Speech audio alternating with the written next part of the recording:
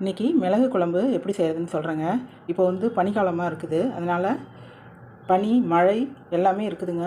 இந்த குழம்பு ஊற்றி சாப்பிட்டிங்கன்னா அப்படியே வாய்க்கு உனக்கையாக இருக்கும், ருசியாக இருக்குங்க. சளியும் சரியாக போயிடும்.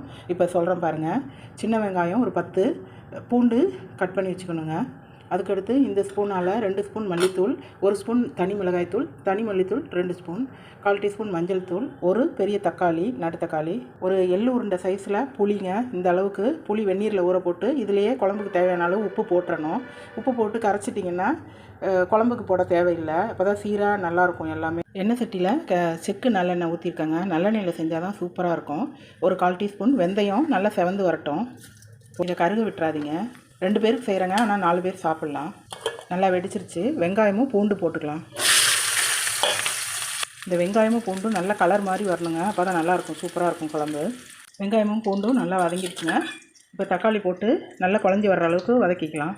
குழம்பு தூளை போட்டு 1 செகண்ட் ஃப்ரை பண்ணிக்கலாம். அப்படியே புளி கரைச்சதை இதில் ஊற்றிக்கலாங்க. புளியோடையே நம்ம உப்பு போட்டாச்சு, அதனால் இப்போ போட வேண்டாம். இந்த குழம்பு கொதிக்க ஆரம்பித்தோன்னே சிம்மில் வச்சுருங்க. எண்ணெய் தீஞ்சு போயிடும் கம்மியாக இருக்கிறதுனால. ஒரு 10 நிமிஷம் நல்லா கொதிக்கட்டும், அப்புறம் பார்க்கலாம். மூடி வச்சிடலாம். மிளகு குழம்புக்குங்க இதை வந்து இந்த மிளகை வந்து ஒரு 2 நிமிஷம் நல்லா ஃப்ரை பண்ணிக்கணும், வறுத்துக்கணும். வறுத்துட்டு அதை ஆறினோடனே நல்லா பொடி பண்ணிக்கலாம். இந்த மாதிரி நைஸாக பொடி பண்ணி வச்சுக்கணுங்க. பாருங்கள் கம்மியாகிடுச்சு பாருங்கள். இந்த கரண்டியால் ஒரு கரண்டி தேங்காய் அரைச்சி, அப்போ தான் டேஸ்ட்டாக இருக்கும், காரம் தெரியாது. இது மிளகு குழம்புங்கிறதுனால கொஞ்சம் காரமாக இருக்கும். நான் எந்த குழம்புலையுமே சாம்பாரை தவிர மற்ற எல்லா குழம்புலையுமே தேங்காய் ஊற்றி தாங்க சாப்பிடுவேன். அப்போ தான் சாப்பிட முடியும், டேஸ்ட்டாக இருக்கும் நல்லா.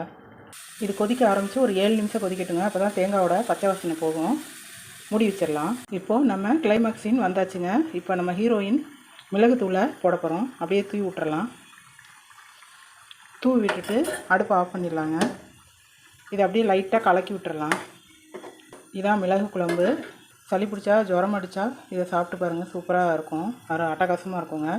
சூடான சாதத்தில் போட்டு நல்லெண்ணெய் ஊற்றி பிசைஞ்சு சாப்பிட்டிங்கன்னா அருமையாக இருக்கும். ரொம்ப நன்றிங்க இந்த வீடியோ பார்த்ததுக்கு. இந்த வீடியோ பிடிச்சிருந்தால் லைக் பண்ணுங்கள், ஷேர் பண்ணுங்கள், கமெண்ட் பண்ணுங்கள், சப்ஸ்கிரைப் பண்ணுங்கள். தேங்க்யூ.